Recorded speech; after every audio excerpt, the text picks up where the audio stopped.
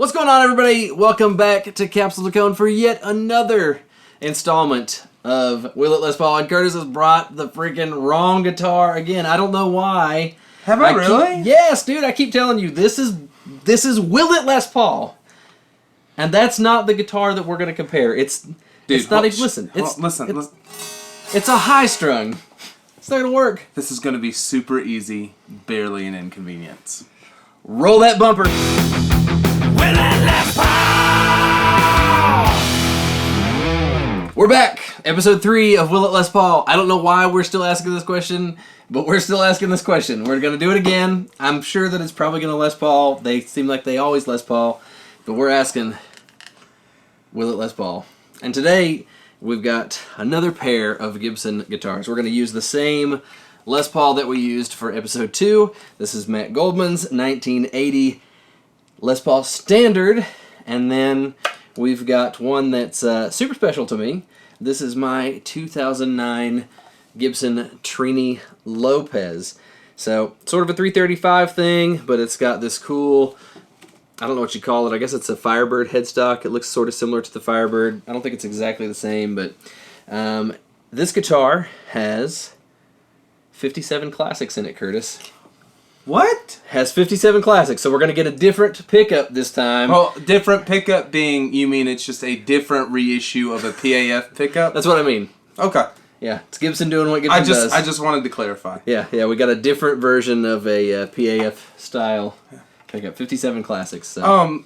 Now, enlighten me, wasn't this, like, Dave Grohl's guitar before Gibson did his signature guitar? Yeah, so basically, what you can find if you read on the internet is that somewhere in the 90s when Nirvana was touring, Dave picked up a Trini Lopez, 67 Trini Lopez, at a guitar store, I believe, in New York. I could be wrong about the city, but he picked up a 67 Trini Lopez, and he says that he has played that 67 red, same color, Trini Lopez on every Foo Fighters record that he has made, and was playing it on stage somewhere in the middle 2000s, around 2007, 2008. I don't know the exact year. That's when Gibson released the DG 335 or whatever it is. It's the Dave Grohl signature model that is the same exact guitar as this, but instead of it having the Trini Lopez bridge down here, or tailpiece, it has just a regular stop tailpiece like a Les Paul, I believe. That came out in Pelham Blue. They also did one in gold top, but it was the whole guitar was gold. Did they really? Mm-hmm. Yeah. It's I might gorgeous. need to go buy one of those. Yeah, they're about $7,000 if you can find one. They're super rare. They only made a very small, limited number of them. Chump change. But this guitar is basically the same thing, but it says Trini Lopez on it instead of Dave Grohl, which I think is pretty cool. And I sold a couple guitars to get this off my buddy Mark, and I actually bought this guitar at a pawn shop in Knoxville several years ago, and then sold it to him for a small profit. And then he sold it back to me for exactly what I sold it to him for. Because Mark is a better person than you are. Because Mark is a better person than I am, yeah. So, it's a gorgeous guitar. It plays great. It's got a little bit fatter, chunkier neck on it than Goldman's Standard. But we're going to ask the question. Will it Les Paul, with an addendum, will it make me play like Dave Grohl? It will not. Oh. It will not do that.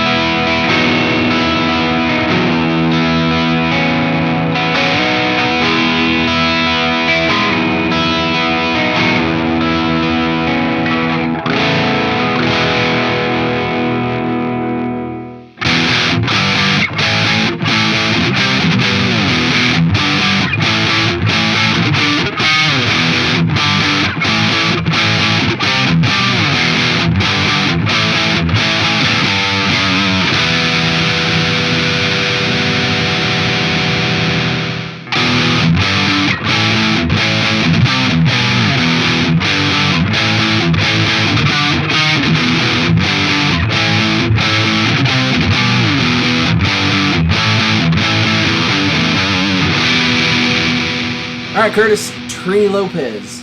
We heard her, and we heard a 1980 Les Paul Standard through the Friedman BE100 and a mid-70s Marshall cab. Same setup we've used for all of these videos. We filmed them all in one day. If you're curious, we don't just wear the same shirt every day. I do. Because Actually, this shirt is awesome. Thick thighs, pretty eyes. My grandmother bought it for me. That's why it's awesome. Really? Yeah. Your grandmother bought you this shirt? My grandmother bought it for me for Christmas and has no idea the connotation behind it, and I think it's absolutely awesome. It is my favorite shirt. She just was like, I'm going to get that for Curtis. He's a nice boy, and I do think he's got pretty eyes. She calls me Hoss. My grandson's a husky boy, but he's got pretty eyes. I'm There you getting him go. this t-shirt. Yep, that's exactly what it was. It's fine, man. It's fine. It's fine. Good job, Granny. You picked a good shirt. Trini Lopez. Yep. I'm going to ask you first. All right. Are you ready? I'm ready. Does it Les Paul? Absolutely not. It does not. It does not Les Paul. I'm surprised. It's a Gibson, and it's got another version of PAF pickups in it. Just like all the other ones that we've done in the series. But it doesn't Les Paul you. Does not Les Talk Paul. about it. Yeah, there is just so much more richness that this gives out, and you know, just the way the EQ and the strings hit and the way it resonates is just not similar to a Les Paul in my opinion. But you know, to end that, does it kick ass? Absolutely. Okay. All right.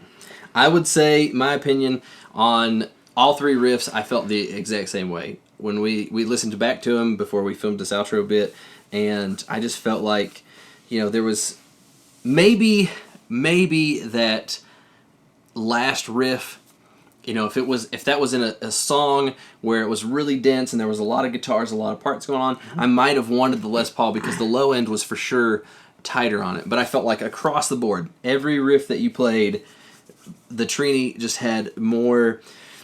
You call it richness. I think that it's got more harmonic content. I think it's because of the body resonating differently because it's a semi-hollow, and you know, Dave Grohl says that he has used his Trini Lopez, which is a 67, but same specs essentially, has used that on every Foo Fighters record, which is going back, you know, nearly 30 years of records for them.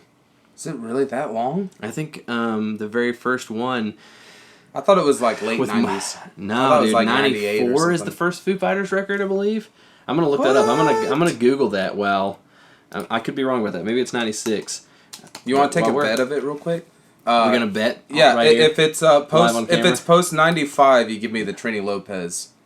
If it's pre 95, you get the Tremonti back. Okay. All right. Well, American rock band formed in Seattle, 1994, founded by Dave Grohl. So that's when it was founded. When did the first 1994. record come out? Formation and debut album came out in 94. Color and Shape, second album came out in 96. Nothing Left to Lose came out in 98. And they toured on that one until 2001. No, it says that the debut Foo Fighters album was 95. It says 94. Look at this. I'll find the date here. We're doing this live on camera. Yeah.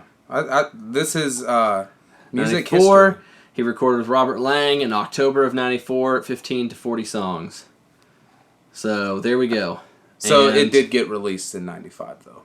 Foo Fighters made its live public debut on TV in February 23rd, 1995. Exactly. That's what matters. So, I guess you get the Tremonti and I get the Trini. Okay, edit that out. We're not doing that deal at all because I love this guitar. I'm the one that's editing it, so I'll probably just leave it in. But anyways, it's a great guitar. It sounds fantastic. I was thoroughly surprised because I know I give you Neckwise, how's it for you? You've played basically 4 other Les Pauls, 3 Les Pauls and 1 PRS today. Neckwise, how does this neck feel compared to the Gold Top, Goldman's Les Paul, and your Firebrand? Where's it sit at? Between those 4, I would say this is the second most comfortable. For whatever reason, it could be just because I've got short, stubby hands. Mm-hmm.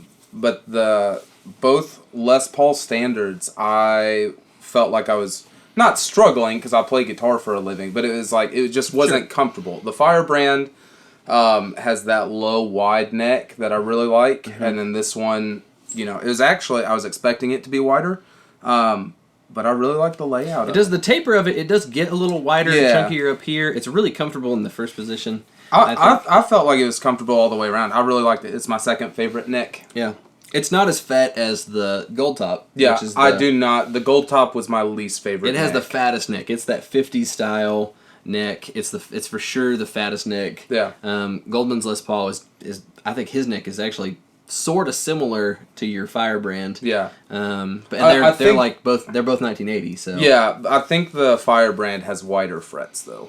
yeah, I think so because you just had it refretted too. So Mm-hmm. Goldman's I think probably needs probably has one more level and dress in it before it gets refretted.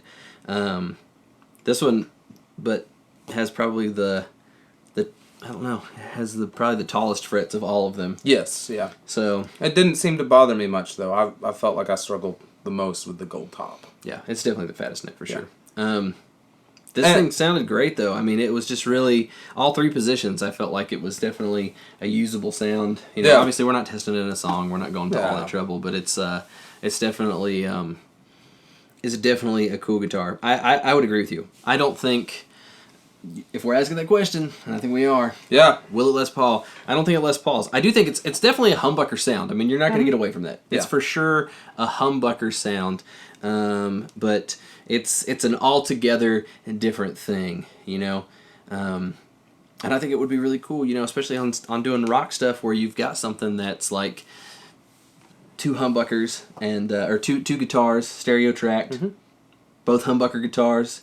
You know, this one lives on that left side double, and the you know, a Les Paul or even you know, your Tremonti lives on the right side. You're gonna get two totally different sounds. It's gonna make the guitars and your recording sound really, really wide. It's gonna be great for that. It's for sure a great humbucker sound. Yeah. Definitely very different from a Les Paul. So Yeah, it did answer one more question for me though. what's that? I need to buy one of these because I did feel like Dave Grohl for a couple moments.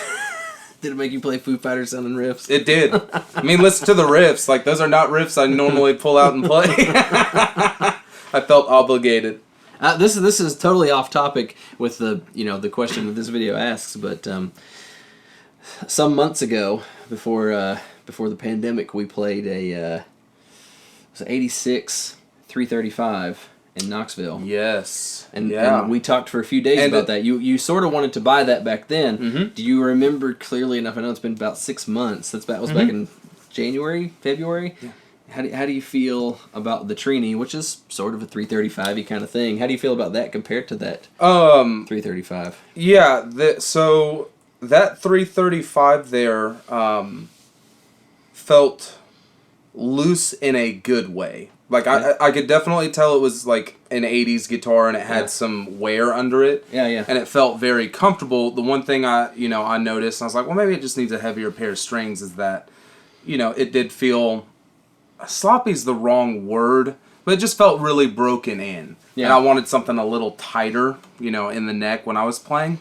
And I ended up going back to the guy in March or April March. It was before everything shut down, and he had a 2006 ES335 in there, Okay. jet black, and I played it, and it felt very similar to this. Sure. It was tighter, but it was almost too tight. So as far as sound goes, I really liked it, but this thing has some special mojo to it. I would pick these over. Oh, cool. I'm glad you liked it. Yeah. It's for sure one of my favorite guitars. So. Yeah, it's a good purchase. I'm glad you got it back. And I repent for all the crap I gave you for it. All right, so there you go. That's the answer to the question. Will it Les Paul? No, I don't think it does. Does I it don't think kick does. ass? Absolutely. Absolutely. All right, well, thank you guys for watching. If you like what we're doing here, support the channel by liking, hit that bell notification so you know when we make our next video, and leave a comment below. Tell us what you thought. Did you think that it Les Paul'd? Did you think that it didn't Les Paul? And what do you want to see from us next? We could keep doing this. We could try some other guitars. I would love to actually get one of those Chris Shiflett Telecasters. That's the two humbucker Telecaster. Yep. Like a 72 custom, I guess, Yep. and see if that Les Paul's, because it's a two humbucker guitar with the same sort of setup. And I'm being rung here in the background. I apologize. But yeah, I guess we should close this out. I'm just rambling at this point. I'll keep talking about this guitar if you want. Let us know what you think. See you guys next time.